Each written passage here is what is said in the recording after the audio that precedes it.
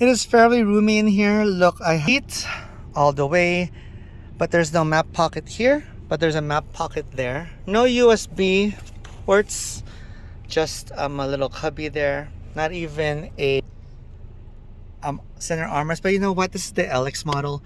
I wanted it just because of the base model. There was no leather. Even the steering wheel doesn't have leather. Let me show you.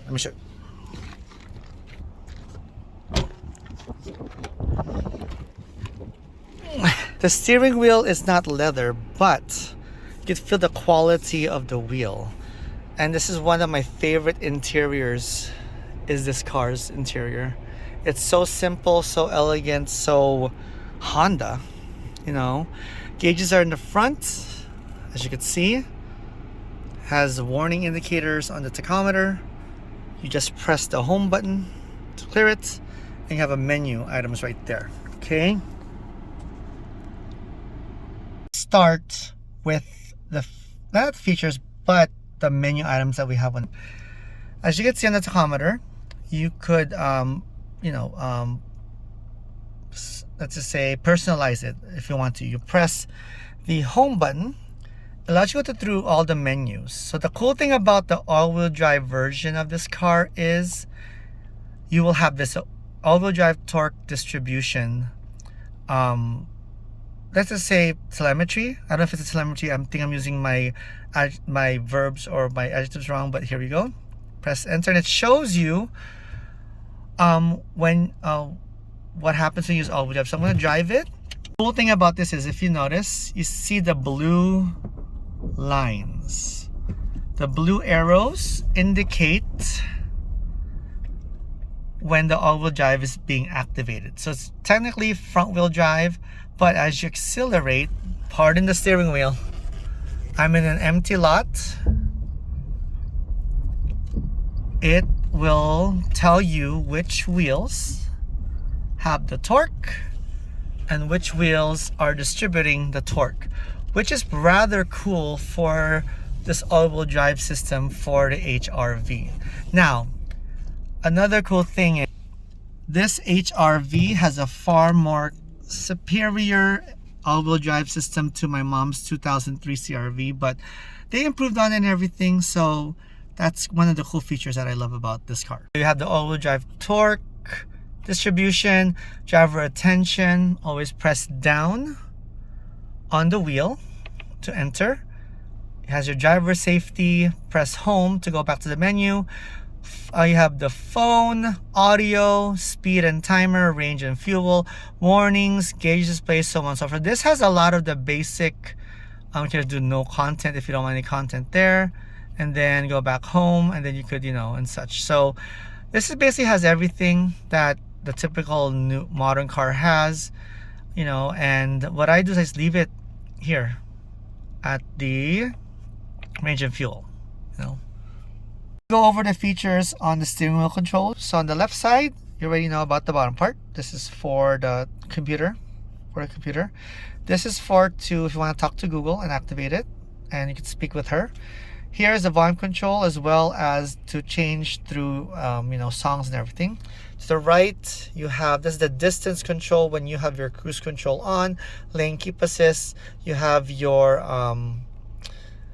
cruise control, resume, set, and everything, and then on and off button right here, on and cancel button. As you know, I love physical buttons on a vehicle. It's much better than those haptic buttons, which I don't know. I just like physical buttons on vehicles. You have wonderful physical buttons for the temperature controls. You have the temperature here. You can control it high and low. Fan control, AC, and the modes where you want to aim the vents at. You have the rear and front defogger. You have, of course, USB-C, regular I think that's regular, could do USB-C as well, and you have one here as well. I also have a charger, which is standard now for all of the 2026 Honda HR-V, so which is good. That was pretty much optional on the other models when this vehicle second generation started. As for the entertainment, a 4-speaker system here. You can press the home button. It's easy to actually navigate through general settings, go through the system. You have system, daytime and everything.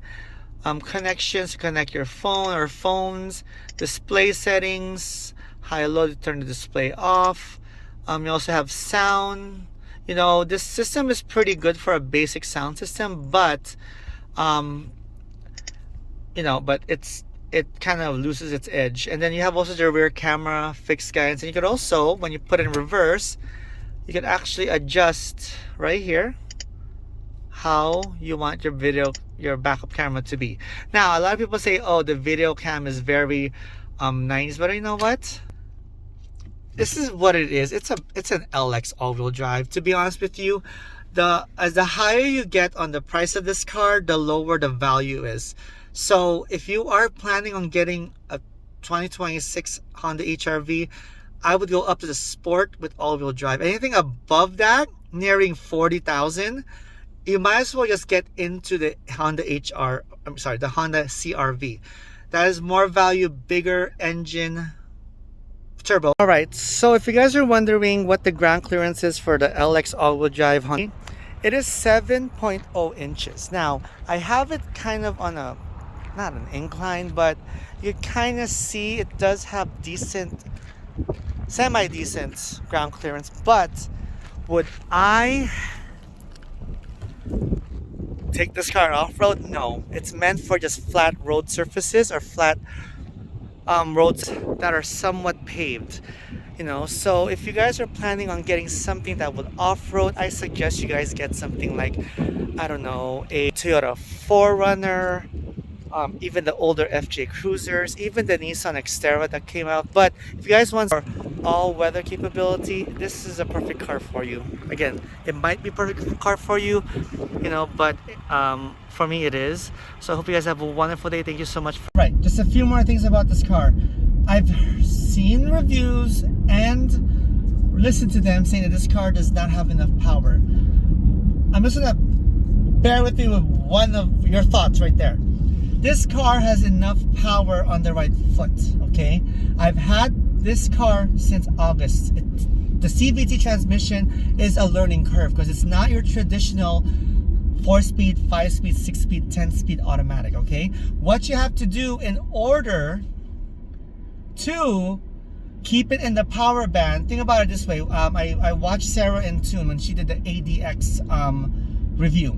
You have to keep it in rev, you know, accelerate slowly, keep it on the rev line, and the speed will increase. You cannot just stomp on it because it will not go any faster. When we did our road trip to Amargosa, Nevada, just to eat, I'm still working on that video, there, in a unique restaurant in the middle of nowhere, I did what Sarah in Tune did. I kept the accelerator pedal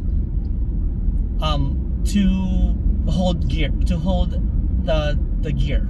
You know, it's a CVT transmission to hold, you know, the gas pedal at 3,000, 4,000, 5,000 RPM. It does take time for this car to pick up speed, but once this car picks up speed, it keeps up with the traffic. So I don't get people that want a 300, 500, 600, 700, 800, 900 horsepower crossover. It's a crossover. Regardless of what make, model it is, it's a crossover. You know, I decided to go crossover for my mom. It took me a while to figure out what car I want after my Mazda broke on me. So for people that just wants a simple vehicle that does their job from A to B, yes, this is a bread and butter crossover, but I think it's one of the better bread and butter crossovers. Power wise, the K820 engine is pretty good. I wish it had a little bit more power, passing power, but it does its job well. As for miles per gallon, it's a crossover. Cars, wagons will out MPG this car, especially with the all-wheel drive. I decided to choose all-wheel drive because my mom and I will eventually decide to take this car on long road trips, and I just want the availability of all-wheel drive. Now, that is another thing that people talk about. So I don't know. It's very not controversial. Some people say you should just get a front-wheel drive crossover. For me, I want an all-wheel drive crossover. My mom has an all-wheel drive crossover, the second generation CR-V. So it did that car well. I mean, miles per gallon, it'll drop. I don't, but I'm averaging between, I do a lot more city driving than highway driving. So I average between 18 at the worst to 28 to 26 at my best when I was taking the freeways. Okay, so take into consideration, if you went from a 300 horsepower, even a 185 horsepower front wheel drive vehicle, and you go into this, you are not going to get the same power. It has a CUV transmission. It's programmed for miles per gallon. But if you learn how to use the CVT properly and when needed, this car will move. All right, so I mean, again, for $33,000 up to $35,000 with the sport version of this car, I think it's a good value. Anything above that, go somewhere else. Go to an Accord. Go to an Accord type of car. Go to a Camry. Go to something bigger like a RAV4 or a CR-V, or even, I have to say, even the Rogue.